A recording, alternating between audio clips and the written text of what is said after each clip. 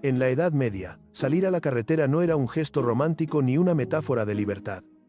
Era una apuesta. Los caminos estaban mal mantenidos, flanqueados por bosques densos, llenos de zonas donde nadie oía tus gritos.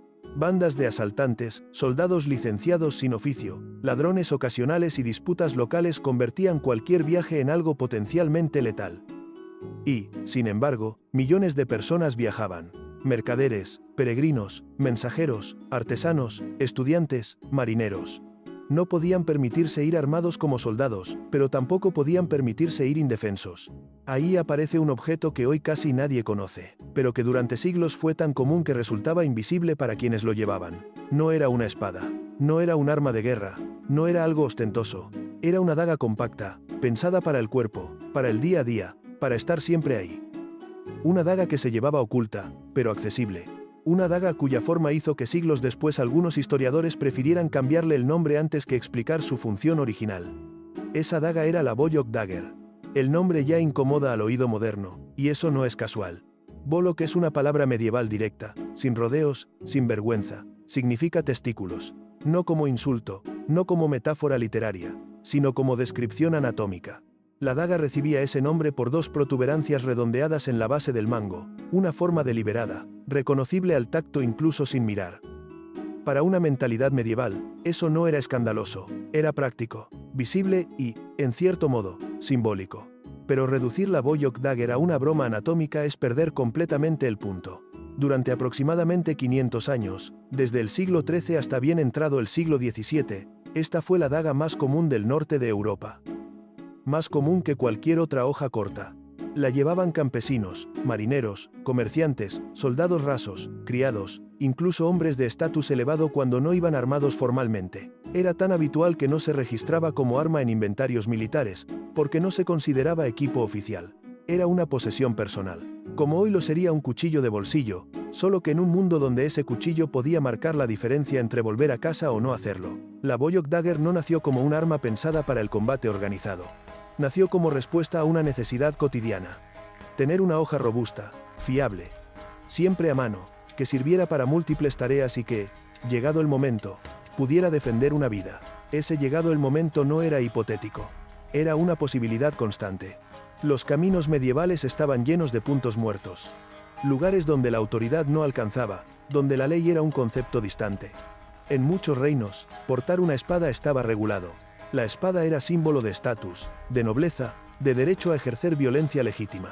No cualquiera podía llevar una, pero la daga ocupaba una zona gris. Era herramienta, era utensilio, era defensa. Y esa ambigüedad legal la convertía en la elección lógica para el viajero. Aquí es donde la Bollock Dagger demuestra su genialidad silenciosa. No parecía una espada pequeña. No tenía guarda cruzada exagerada. No colgaba de forma ostentosa. Se integraba al cuerpo. Se llevaba al frente del cinturón, en una posición que hoy nos resultaría extraña, pero que tenía una lógica implacable. Acceso inmediato con la mano dominante, sin tener que girar el torso, sin buscar a ciegas, sin movimientos amplios que delataran la intención. En una situación de peligro real, los movimientos grandes son lentos. Los movimientos pequeños sobreviven. El diseño del mango era clave. A diferencia de otras dagas medievales, cuyo mango se ensamblaba con varias piezas, la Bollock Dagger solía tallarse a partir de un solo bloque de madera densa. No había guarda metálica separada. Las dos protuberancias, los bollocks, cumplían una función concreta: impedir que la mano resbalara hacia la hoja en un empujón violento. No era decoración.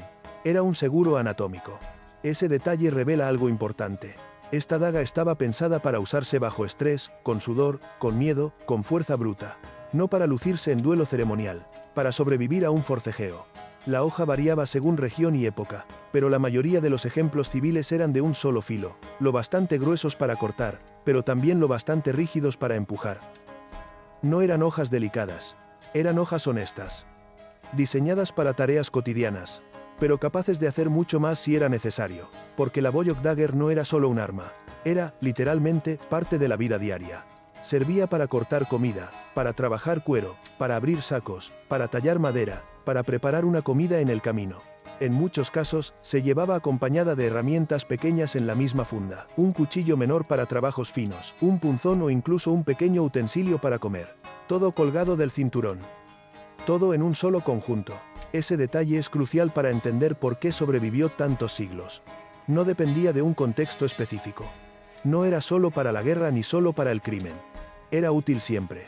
Y en una época donde cada objeto tenía que justificar su peso y su coste, eso lo hacía indispensable. La Boyok Dagger resolvía un problema central del viajero medieval: cómo moverse por un mundo peligroso sin llamar la atención de las autoridades ni parecer un agresor, pero sin estar indefenso. Era discreta, legalmente defendible, socialmente aceptada, y, llegado el caso, letal. Y aquí aparece la gran ironía histórica. Durante siglos, este objeto estuvo a la vista de todos. Aparece en efigies funerarias, en manuscritos, en hallazgos arqueológicos. Pero cuando el mundo moderno empezó a estudiar el pasado con ojos victorianos, algo ocurrió. La forma del mango resultó incómoda. El nombre resultó vulgar. Y en lugar de explicar el contexto, muchos prefirieron suavizarlo, cambiarle el nombre, borrar la intención original. Así, una de las armas personales más importantes del mundo medieval se convirtió en una nota a pie de página, mal entendida, mal nombrada y, en muchos casos, ridiculizada. Pero la Boyok Dagger no fue una rareza obscena. Fue una respuesta brillante a un mundo hostil. Un objeto diseñado para un viajero que no podía confiar en nadie más que en lo que llevaba encima. Y para entender por qué funcionó tan bien, hay que mirar más de cerca el mundo en el que nació. Un mundo donde la ley era frágil, la violencia era cotidiana y la diferencia entre herramienta y arma era deliberadamente borrosa. Porque la Boyok Dagger no se entiende desde el museo. Se entiende desde el camino.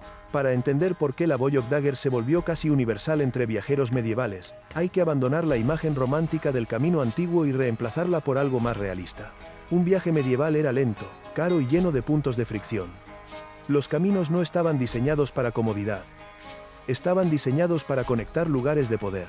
Había tramos de barro donde una carreta podía quedarse atrapada durante horas. Puentes donde se pagaba peaje, bosques donde el sonido se tragaba, y aldeas donde un extraño podía ser visto como presa o como amenaza. La violencia no era constante, pero era lo bastante probable como para que nadie sensato saliera sin una hoja. Sin embargo, aquí aparece el problema central. Portar un arma de guerra no era lo mismo que portar una herramienta. Una espada era un símbolo. Decía algo de ti incluso antes de hablar. Decía que eras alguien con estatus o con intenciones. En muchas regiones, las leyes suntuarias y los reglamentos locales limitaban quién podía portar ciertas armas o cómo podía portarlas. Además, una espada era cara. Requería acero de buena calidad, trabajo especializado, mantenimiento. Era un objeto de prestigio y, por tanto, un objeto que atraía atención. La Boyok Dagger ocupaba un espacio diferente. Era lo bastante robusta para defenderte, pero lo bastante cotidiana para no provocar un conflicto inmediato. Podías justificarla como herramienta de trabajo. Podías decir que la usabas para cortar cuerda, para preparar comida, para trabajar cuero. Y esa justificación, en un mundo donde casi todos necesitaban una hoja para algo, era creíble. Este detalle legal y social es lo que convierte a la Boyok Dagger en arma oculta, aunque no siempre estuviera literalmente escondida bajo la ropa. Oculta, en este caso, significa integrada. No gritaba. No proclamaba. Estaba ahí como un objeto normal. Eso le daba una ventaja enorme: la sorpresa. En una pelea real, especialmente en un asalto, el primer segundo es todo. Si el atacante ve una espada, ajusta su plan. Si ve a alguien aparentemente desarmado, se acerca con confianza. La Boyok Dagger permite ese engaño natural. No es un arma que anuncias. Es un arma que revela solo cuando ya es tarde para que el otro se replantee. Pero la verdadera razón por la que este diseño funcionaba no era solo social. Era física. El mango de la Boyok Dagger está construido para un tipo de combate específico. Uno que la gente moderna subestima porque ha sido entrenada por películas. El combate a distancia cero. En un camino medieval, la mayoría de agresiones no empezaban con un duelo elegante. Empezaban con empujones, con agarres, con un golpe en la cabeza, con un intento de derribarte. A veces eran 2 o 3 contra 1. A veces el atacante no buscaba matarte, buscaba robarte. Pero en un forcejeo, una hoja corta tiene ventajas que una espada no tiene. Puedes usarla con el cuerpo pegado al enemigo. Puedes sacar y empujar sin espacio. Puedes mantenerla cerca de tu centro de gravedad. Puedes trabajar en ángulos cerrados. Una espada necesita espacio para funcionar bien. Una daga no. La Boyok Dagger, además, está diseñada para el empuje, y eso importa mucho. Muchas dagas medievales se asocian al corte, a la idea de cuchillo grande. Pero la Boyok Dagger, por su forma y por su época, estaba pensada para penetrar. No solo porque el empuje sea más letal, sino porque en un mundo donde la ropa podía ser gruesa y donde algunos atacantes llevaban protecciones, el corte no siempre era suficiente. La Edad Media tardía, especialmente, vio un aumento de prendas resistentes, capas gruesas, cuero endurecido, acolchados, incluso piezas metálicas en contextos militares. No estamos hablando de armaduras completas en cada camino, pero sí de un mundo donde el tejido podía ser denso. Una hoja de empuje, con punta robusta, podía atravesar mejor esos materiales en un movimiento corto. Aquí aparece un detalle que muchos museos muestran pero pocos explican. La forma de la hoja. Muchas Bollock Daggers tienen sección triangular o romboidal, lo cual las hace rígidas. No son cuchillos de cocina alargados. Son punzones con filo. Esa rigidez permite que la fuerza del brazo se transfiera al objetivo sin que la hoja se doble. Es una elección de ingeniería. Y esa elección revela la mentalidad del usuario. Quien llevaba una Bollock Dagger no esperaba una pelea bonita. Esperaba un instante de caos. Un instante donde la herramienta debía funcionar sin fallos. La posición de porte también era parte del sistema. Muchas se llevaban al frente. En el cinturón, con la empuñadura apuntando hacia arriba. Esto permitía un desenfunde rápido incluso si estabas sentado, incluso si estabas en un carro, incluso si estabas arrodillado. En un viaje, pasabas mucho tiempo en posiciones incómodas. Si tu arma solo se puede sacar de pie, ya has perdido. Además, llevarla al frente permitía protegerla con el propio cuerpo. Si alguien intentaba arrebatártela, tenía que entrar en tu espacio personal. Tenía que acercarse. Tenía que exponerse. En cambio, una daga colgada en la cadera o en la espalda podía ser más fácil de robar en un forcejeo. Lo fascinante es que esta lógica se parece mucho a la lógica de porte moderno de ciertas herramientas defensivas. No por influencia directa, sino porque el cuerpo humano sigue siendo el mismo. El miedo sigue siendo el mismo. El tiempo de reacción sigue siendo el mismo. Y una hoja corta, colocada cerca del centro, sigue siendo una solución brutalmente eficiente. Pero la Bollock Dagger no era solo defensa. Era identidad. En un mundo donde la ropa era cara y la mayoría de gente tenía pocas posesiones personales, el cinturón y lo que colgaba de él eran una declaración. El cinturón no era solo un accesorio. Era un lugar de herramientas, de bolsas, de llaves, de pequeños objetos de valor. Y la daga era parte de ese conjunto. Una persona sin hoja podía parecer vulnerable, una persona con una daga robusta parecía preparada. Eso significa que la Bollock Dagger tenía también un valor psicológico. No solo protegía físicamente, protegía socialmente. En un camino, la percepción es una forma de defensa. Si pareces fácil, te eligen. Si pareces capaz, te evitan. Y ahí aparece una paradoja interesante. Aunque hoy la llamemos arma oculta, en muchos casos era visible. No se escondía completamente. Se mostraba lo justo. Se mostraba como herramienta, pero se mostraba. Era un mensaje discreto. Ahora bien, si esta daga era tan común, tan útil y tan integrada, la pregunta inevitable es por qué hoy casi nadie ha oído hablar de ella. ¿Por qué no aparece en películas? ¿Por qué no se menciona en relatos populares? ¿Por qué no tiene el aura de otras armas medievales? Y la respuesta no es que fuera insignificante, es que su historia choca con dos tabúes modernos, el tabú de lo vulgar y el tabú de la violencia cotidiana. Porque la Bollock Dagger, por su forma y por su función, nos recuerda algo que la ficción medieval suele ocultar. La Edad Media no era un mundo de batallas épicas constantes. Era un mundo de inseguridad diaria. Un mundo donde la defensa personal era responsabilidad del individuo, no de un Estado moderno. Y esa realidad es menos cinematográfica, pero mucho más importante. Lo que viene ahora es el núcleo del misterio. El nombre. La forma. Y el motivo real por el que el mango tiene esa silueta tan específica. Porque no era solo para evitar que la mano resbalara. Había otra razón, más sutil, que explica por qué este diseño sobrevivió siglos sin cambiar, y por qué, una vez que desapareció, dejó un vacío que otras dagas intentaron llenar sin lograrlo del todo. La forma del mango de la Bollock Dagger parece tan obvia, tan descarada, que mucha gente se queda atrapada en la broma y no llega a ver la ingeniería. Dos bultos redondeados en la base, una empuñadura que se estrecha y luego se ensancha, una silueta que, incluso hoy, se reconoce al instante. El nombre, por supuesto, lo remata, pero esa combinación de forma y nombre no nació para hacer reír. Nació para resolver un problema específico. Cómo mantener el control de una hoja en el peor tipo de pelea posible, el forcejeo sucio, pegado, donde no hay espacio, donde todo es sudor, barro, sangre y miedo. En una pelea real a distancia cero, El enemigo principal no es el otro hombre, es tu propia mano. La mano resbala, la mano se cansa, la mano se entumece con el frío, la mano se llena de grasa, de lluvia, de sudor. Y cuando empujas una daga con fuerza, el riesgo más común es que tu mano se deslice hacia la hoja. Ese deslizamiento puede cortarte los dedos o, peor, hacerte perder el arma en el instante en que más la necesitas. Las guardas cruzadas de una espada resuelven eso, pero una daga no siempre puede permitirse una guarda grande. Una guarda grande se engancha en la ropa, estorba al llevarla, la hace más visible, la hace más lenta de sacar. Además, una guarda metálica separada implica más piezas, más coste, más puntos de fallo. La Bollock Dagger, en cambio, integra la protección en el propio mango. Los Bollocks funcionan como un tope natural. La mano choca contra ellos. La hoja no puede tragarte. Eso es lo obvio. Lo que casi nadie menciona es lo siguiente. Esa forma también te permite sentir la orientación del arma sin verla. Parece un detalle pequeño, pero en una pelea real, mirar el arma es perder.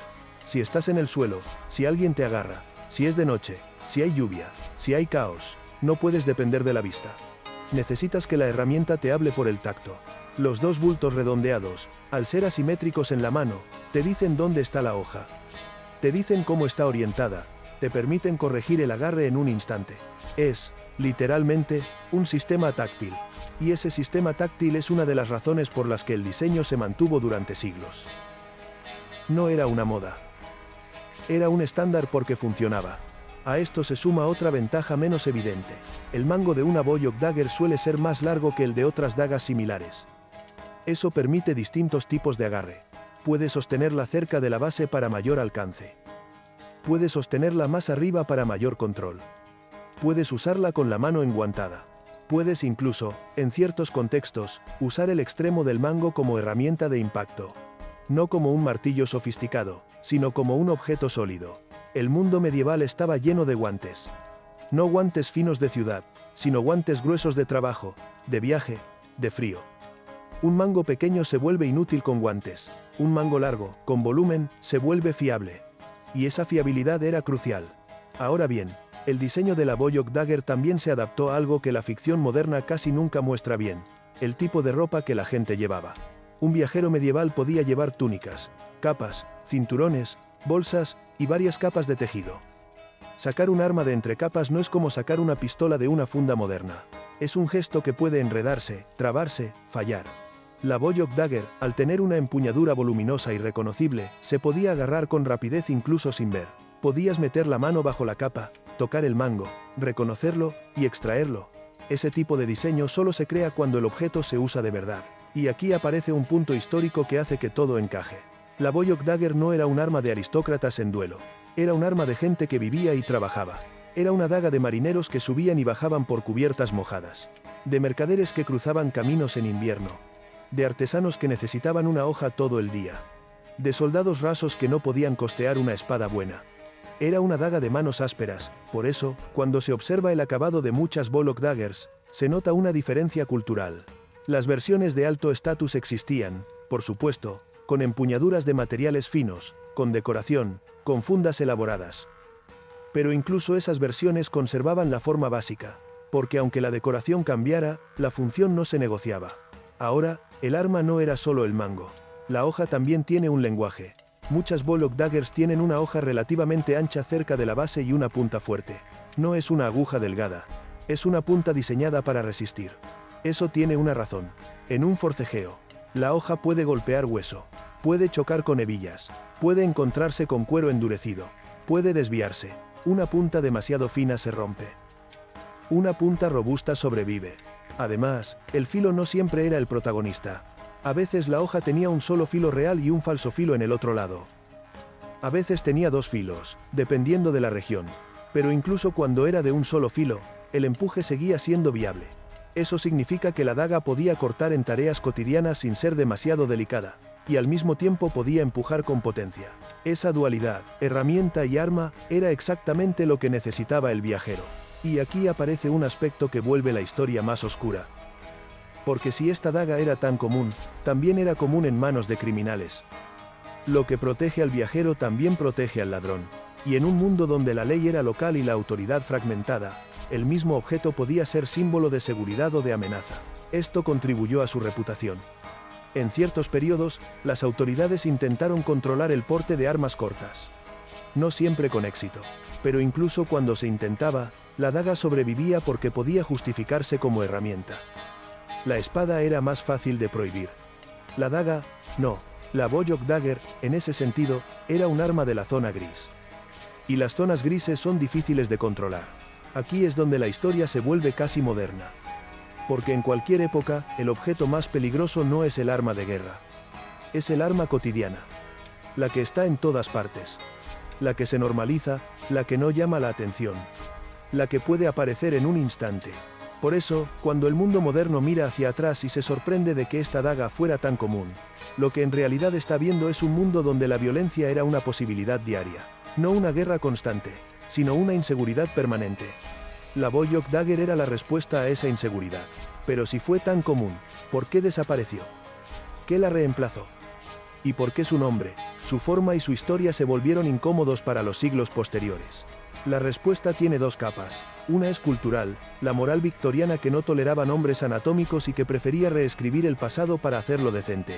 La otra es tecnológica y militar, el cambio de armas, de armaduras, de leyes y de la propia idea de defensa personal. Y en cuanto esa segunda capa entra en escena, la Boyok Dagger deja de ser una curiosidad y se convierte en una pieza clave para entender cómo la Edad Media terminó, no solo políticamente, sino también en el cuerpo. Porque esta daga, en cierto modo, fue diseñada para un mundo que estaba a punto de desaparecer. La Boyok Dagger no desapareció porque dejara de funcionar.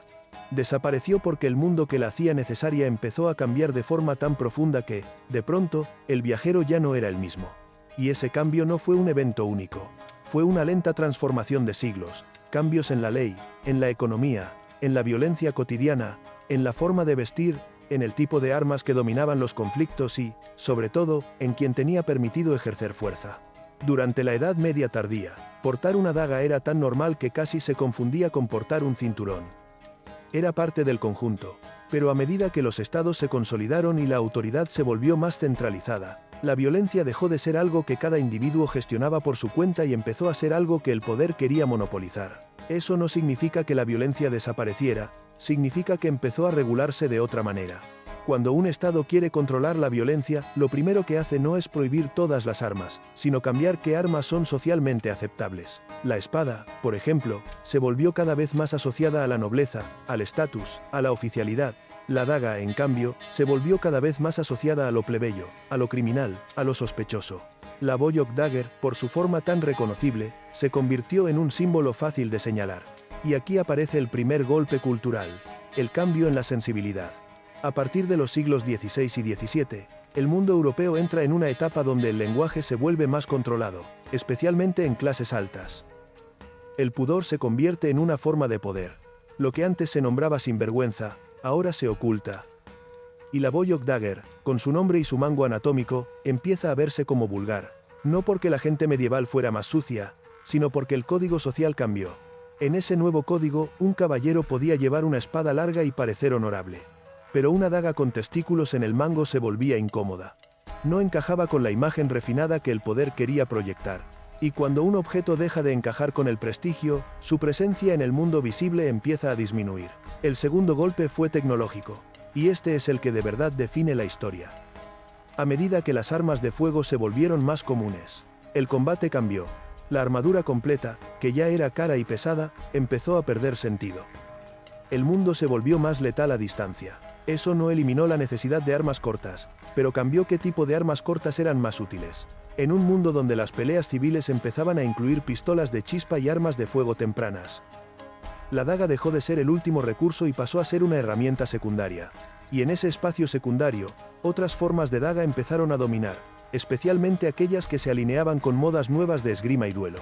La Boyok Dagger, por su diseño robusto y práctico, estaba hecha para un mundo de forcejeo. Pero el mundo de la élite empezó a preferir el mundo del duelo. Un duelo no se gana con una daga corta y un agarre de trabajo. Se gana con estilo, con técnica, con armas largas y delgadas como el estoque. Y cuando el estoque se vuelve símbolo de estatus, la daga asociada al pueblo se vuelve aún más invisible. Además, la ropa cambió. Este detalle parece superficial, pero en realidad es clave. En los siglos medievales, los cinturones eran visibles, robustos y funcionales. Colgar herramientas era normal.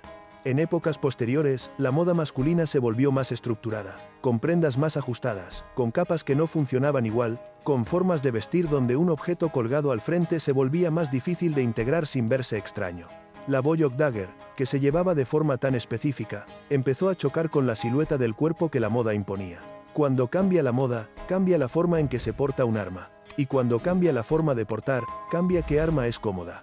No es casualidad que, en épocas posteriores, se vuelvan más comunes las dagas delgadas, fáciles de ocultar en ropa más ajustada. El arma se adapta al traje. La Boyok Dagger era una daga de cinturón. De mundo medieval. De ropa medieval. De vida medieval. Y cuando ese mundo se fue, ella se fue con él. Pero hay un factor más, y este es el que la convirtió en un fantasma histórico, la reinterpretación moral. En los siglos XVIII y XIX, cuando los historiadores y coleccionistas empezaron a estudiar armas medievales con obsesión, lo hicieron desde una mentalidad que quería un pasado heroico, limpio, digno, casi teatral. Querían castillos, caballeros, cruzadas, espadas brillantes. No querían hablar de dagas vulgares que se llevaban para apuñalar a alguien en un callejón. No querían hablar de inseguridad cotidiana. No querían hablar de criminalidad. No querían hablar de un mundo donde el ciudadano normal iba armado. Y cuando no quieres hablar de algo, haces dos cosas. O lo ignoras, o lo renombras. La Boyok Dagger sufrió ambas. En algunos catálogos, empezó a aparecer como daga de riñones o daga de bolas en términos suavizados. En otros, simplemente se evitaba el nombre original. Y cuando se evita el nombre, se corta el hilo. La gente deja de buscarlo. Deja de reconocerlo. Deja de verlo en manuscritos. Deja de identificarlo en efigies. Un objeto puede existir en museos y aún así desaparecer de la memoria popular si se le quita el lenguaje. Ese borrado es lo que hace que hoy casi nadie haya oído hablar de ella, mientras que otras armas medievales, mucho menos comunes en la vida real, se volvieron iconos. La espada larga se volvió símbolo. El hacha de guerra se volvió espectáculo. La ballesta se volvió mito. La Boyok Dagger, que estaba en todas partes, se volvió invisible. Y lo irónico es que, si miras con atención, sigue apareciendo por todas partes. En esculturas funerarias, hombres yaciendo con su daga al cinturón.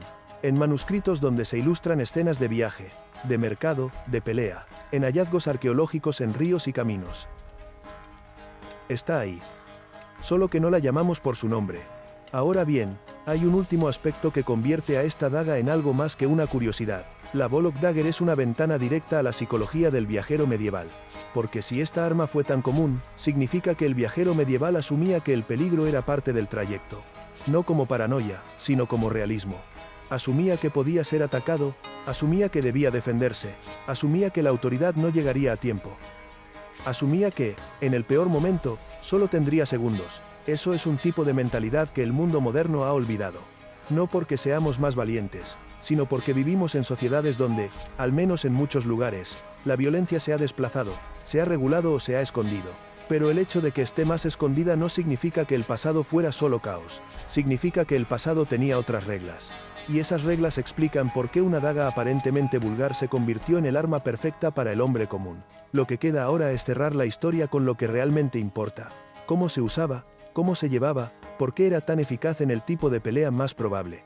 ¿Y qué nos dice sobre la Edad Media que esta fuera la hoja más común del viajero? Porque cuando entiendes su uso, la Boyok Dagger deja de ser un objeto gracioso y se convierte en un símbolo brutal de un mundo donde cada persona era responsable de su propia seguridad. La Boyok Dagger no fue el arma del héroe, fue el arma del hombre real, y esa diferencia explica por qué hoy casi nadie habla de ella, aunque durante siglos fuera probablemente la hoja más común en el cinturón de Europa del Norte. La historia popular prefiere armas espectaculares porque son fáciles de convertir en mito. La espada larga, la armadura brillante, el duelo ceremonial. Pero el viajero medieval no vivía dentro de un mito, vivía dentro de un camino. En ese camino, la violencia rara vez llegaba como una escena épica. Llegaba como una mano que te agarra, como un empujón en un puente, como dos hombres que aparecen desde un lateral del bosque, como un golpe rápido que busca dejarte sin aire antes de que puedas reaccionar. Y para ese tipo de peligro, una espada era demasiado lenta, demasiado visible, demasiado complicada. Lo que necesitabas era algo que estuviera ahí, siempre, sin pedir permiso. Una herramienta que pudieras agarrar con guantes, bajo una capa, de noche, con dedos torpes por el frío. Algo que no dependiera de espacio. Algo que funcionara incluso si estabas en el suelo. La Boyok Dagger era eso. Su diseño no era elegante, pero era inteligente. El mango con las dos protuberancias no estaba ahí para provocar risas, estaba ahí para que la mano no se deslizara, para que el arma se orientara sola al tacto, para que el usuario pudiera reaccionar sin mirar. La hoja, gruesa y rígida, estaba hecha para sobrevivir al uso real, no para lucirse. Y la forma de llevarla, al frente del cinturón, era una declaración silenciosa: si pasa algo, no voy a tardar. Eso es lo que la convierte en arma oculta, incluso cuando se veía. No era oculta por invisibilidad total, era oculta por normalidad. Estaba tan integrada en la vida cotidiana que dejaba de ser un símbolo de agresión y se volvía un objeto funcional, casi doméstico.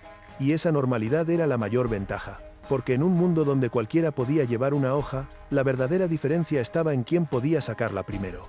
También es importante entender lo que la Boyok Dagger nos revela sobre el viajero medieval. No era ingenuo. No viajaba esperando lo mejor. Viajaba esperando que algo pudiera salir mal. Y esa expectativa no era paranoia, era estadística. En un mundo con autoridad fragmentada, con justicia lenta y con caminos donde un crimen podía desaparecer en el bosque, la seguridad personal era un asunto privado. Por eso la daga no era solo defensa, era dignidad. Era la forma de decir: no soy una presa fácil. Y aquí está la ironía final. La Boyok Dagger fue tan efectiva, tan común y tan correcta para su contexto, que sobrevivió siglos sin necesidad de reinventarse. Pero cuando el mundo cambió, cuando la moda se volvió más refinada, cuando la moral empezó a censurar nombres anatómicos, cuando el duelo reemplazó al forcejeo como fantasía social, la daga se volvió incómoda. No porque fuera inútil, sino porque recordaba demasiado bien lo que era la Edad Media de verdad. Recordaba que el peligro no era una excepción, era parte del paisaje. Y la modernidad, sobre todo en los siglos posteriores, prefirió olvidar esa parte. Prefirió un pasado más limpio. Un pasado donde los caballeros peleaban por honor y las armas tenían nombres nobles. No un pasado donde el hombre común llevaba una daga con forma explícita en el cinturón para no morir en un camino. Por eso, cuando hoy preguntas qué era una daga Boyok, la respuesta no debería quedarse en la forma del mango. La respuesta real es mucho más incómoda. Era el arma del que no tenía ejército, del que no tenía escolta, del que no podía confiar en la ley para salvarlo. Era la solución compacta a un mundo donde viajar era arriesgarse. Y si esa idea te suena extraña, es porque vivimos en un tiempo donde muchas personas han delegado la seguridad en instituciones. En la Edad Media, esa delegación no existía en la misma medida. El viajero no podía esperar que alguien apareciera a tiempo. Si el peligro llegaba, la respuesta tenía que salir de su propio cuerpo, de su propio cinturón, de su propia mano. La Boyok Dagger fue, durante siglos, esa respuesta. No fue la más glamorosa. No fue la más celebrada. Pero fue la más honesta. Y quizá por eso, aunque el mundo la haya olvidado, sigue siendo una de las armas más reveladoras del pasado. Porque no habla de reyes ni de guerras. Habla de carreteras, de barro, de noches frías, de miedo, de supervivencia, y de un hombre común que no podía permitirse estar desarmado.